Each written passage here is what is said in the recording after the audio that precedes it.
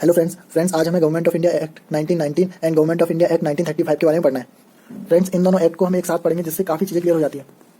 पिछले वीडियो में हमने एक ही पेज में 1861, 1892 एंड 1909 का इंडियन काउंसिल एक्ट कर लिया था। करते टाइम हमने देखा था किस तरह बीच में हम सेंटर के बारे में पढ़ रहे थे और इस साइड हम प्रोविंशियल लेजिस्लेटिव काउंसिल के बारे में पढ़ रहे थे। तीनों एक्ट में हमने ये किया, बीच में सेंटर के बारे में पढ़ा।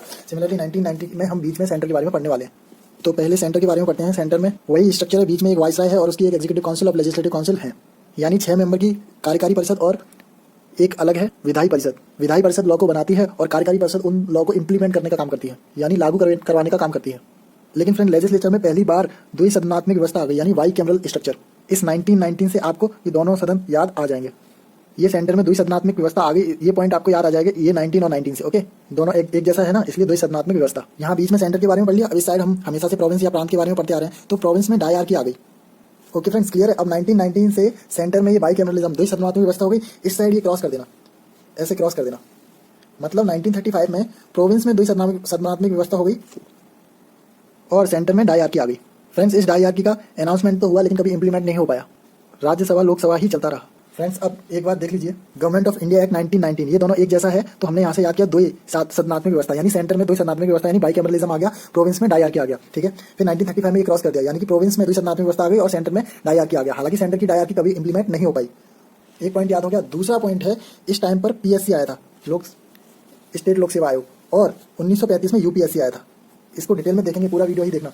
अब ये जो दो सदनात्मक व्यवस्था यानी बाइकैमरलिज्म आ चुका है 1919 में, तो एक को बोलते थे काउंसिल ऑफ स्टेट यानी आज का राज्यसभा, और दूसरी थी लेजिस्लेटिव असेंबली यानी आज का लोकसभा। काउंसिल ऑफ स्टेट में टोटल 60 मेंबर्स थे और लेजिस्लेटिव असेंबली में 145 मेंबर्स थे। उनमें से 60 में से 27 थे नॉमिनेटेड और 33 थे इलेक्टेड, और लेजिस्लेटिव में जो 145 थे उनमें से 41 थे नॉमिनेटेड और 104 थे इलेक्टेड। ये नॉमिनेटेड कौन लोग हैं? वॉइसरॉय एंग्लो इंडियन को या इंडियन क्रिश्चियन को, इन लोगों को अपने मन से नॉमिनेट कर रहा है वो है। और इलेक्टेड कौन है? इलेक्टेड वो लोग हैं जो डायरेक्ट इलेक्शन के थ्रू आ रहे हैं। अच्छा, इनमें पूरी की पूरी जनता नहीं इलेक्ट कर सकती थी, कुछ कंडीशन थी, तो उस कंडीशन के हिसाब से फ्रेंचाइजी के हिसाब से इलेक्शन होते थे। सीधा मतलब है जो जमींदार थे, बड़े लोग थे, वो ही इलेक्शन में भाग ले सकते थे। अब बात करते हैं जो प्रोविंस में डायरकी आई है, इसका क्या मतलब है? डायरकी एक ग्रीक वर्ड है जिसका मतलब होता है डबल रूल। जो लिस्ट थी उनमें एक लिस्ट का नाम था रिजर्व लिस्ट यानी कि आरक्षित सूची, और दूसरी लिस्ट का नाम था ट्रांसफर लिस्ट यानी हस्तांतरित सूची। रिजर्व लिस्ट में बड़े बड़े ऑर्डर थे, बड़े बड़े सब्जेक्ट थे, लॉ एंड ऑर्डर हो गया, इरिगेशन हो गया, फाइनेंस हो गया, लैंड रेवेन्यू हो गया ये। और ट्रांसफर लिस्ट में education, local government, health, exercise, religious endowments, ये सब। इस लिस्ट की देखरेख कौन करता था? जो अंग्रेज के जो गवर्नर होते थे हर प्रांत में, वो इस लिस्ट का इंचार्ज होता था, रिजर्व लिस्ट का। और उन्होंने कुछ अपने एग्जीक्यूटिव काउंसिलर बना रखे थे, जैसे वाइसराय अपनी एग्जीक्यूटिव काउंसिल बनाता था, वैसे ही गवर्नर ने अपने एग्जीक्यूटिव काउंसिलर बना रखे थे, उनके साथ ये रिजर्व लिस्ट को देखता था। लेकिन ये जो ट्रांसफर लिस्ट है, इसके इंचार्ज मिनिस्टर होते थे और इनकी जवाबदेही होती थी, क्योंकि ये चुनकर आए हैं। ये minister responsible to legislature.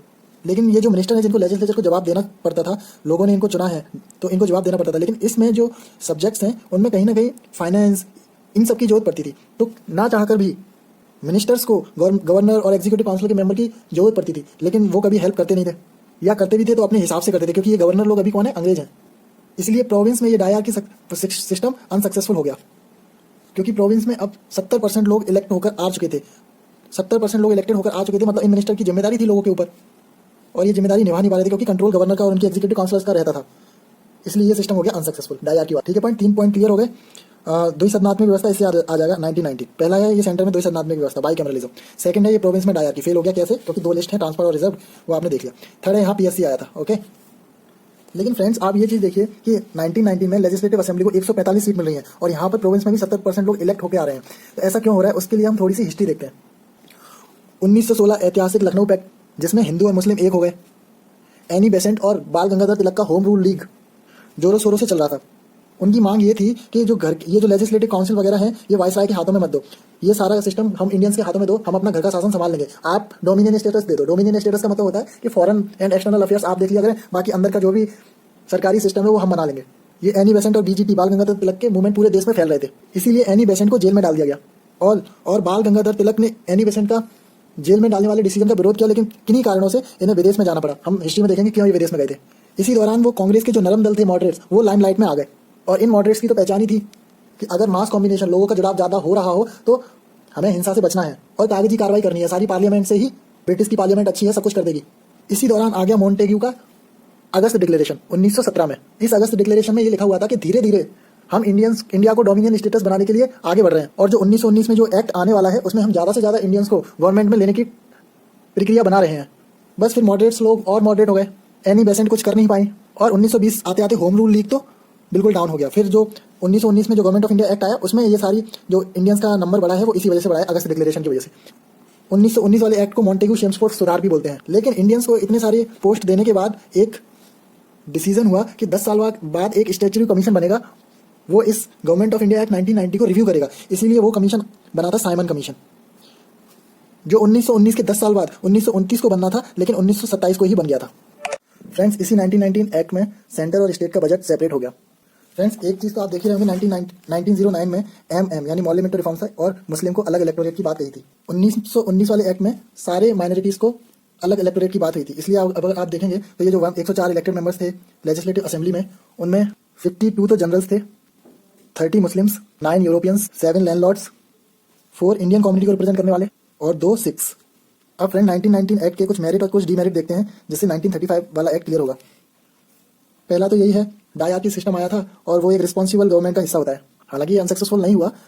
Federal structure की शुरुआत हुई, यानी संघात्मक व्यवस्था। इंडियन का पार्टिसिपेशन बढ़ा। पहली बार कुछ वुमेन्स को वोट देने का अधिकार मिला। ये जो फ्रेंचाइजी थी ना, उसी में कुछ महिलाओं ने वोट दिया था। अब इसके डीमेरिट्स देखते हैं। पहला तो साफ डीमेरिट है, जो इलेक्टोरेट सिस्टम हो गया था माइनॉरिटीज़ के लिए। 1909 में मुस्लिम के लिए हुआ था और यहाँ पर इन सब के लिए हुआ था। ये एक प्रॉब्लम है माइनॉरिटी इलेक्टोरेट। और जो वोट देने का अधिकार था वो फ्रेंचाइजी लिमिटेड था, कॉमन मैन तक तो नहीं पहुंची वोट देने का अधिकार वाली बात, ठीक है। और डायआर्की फेल होने की वजह जो थी वो एक है, यानी गवर्नर जनरल या वाइसराय बोलते हो, वाइसराय और गवर्नर को ज़्यादा ही शक्तियाँ थी सेंट्रल और प्रोविंस के रिस्पेक्ट में, ठीक है। और कुछ नेताओं ने रॉलेट एक्ट का विरोध किया था, यानी कि यहीं से रॉलेट एक्ट पास हो गया, जबकि बहुत सारे इंडियंस मेंबर्स ने इसका अपोज भी किया था। और इसी के चलते बहुत सारे इंडियंस ने यहाँ से फिर रिजाइन भी दिया था। रॉलेट एक्ट क्या था हिस्ट्री में देखेंगे, लेकिन मोटा मोटा देख लें, बिना अपील बिना दलील गिरफ्तारी, जिसकी वजह से लाला लाजपत राय को गिरफ्तार किया था और बाद में उनकी लाठी से पीट कर मौत हो गई थी। अच्छा, ये एक्ट कैसे पास हो जाता है? जब सारे मेंबर यहाँ पर ये नौबत आ गई कि इंडियन मेंबर ने रिजाइन कर दिया रॉलेट एक्ट पास होने के बाद, तो यहाँ पर एक कंडीशन आप ध्यान रखना इस बॉक्स में कि अगर कोई बिल दोनों से पास हो, यानी कि काउंसिल ऑफ स्टेट और लेजिस्लेटिव असेंबली यानी राज्यसभा लोकसभा समझ लो आप, दोनों से पास हो, उसके बाद ही एक्ट बनता है। और यहाँ पर बीच में वाइसराय का असाइन जरूरी है, साइन मान लो, वाइसराय के साइन जरूरी है। लोकसभा से पास हुआ, राज्यसभा से पास हुआ, एक्ट बन गया। लेकिन वाइसराय चाहे तो भी यहाँ से जो भी एक्ट बना हो उसको कैंसिल कर सकता है। वाइसराय चाहे तो यहाँ अगर पास ना हुआ हो फिर भी किसी एक्ट को पास कर सकता है। तो ये शक्तियाँ, इंडियंस की शक्तियाँ भी कम थी। बस यार, अब 1935 का एक्ट है जो नेक्स्ट वीडियो में भी देखते हैं।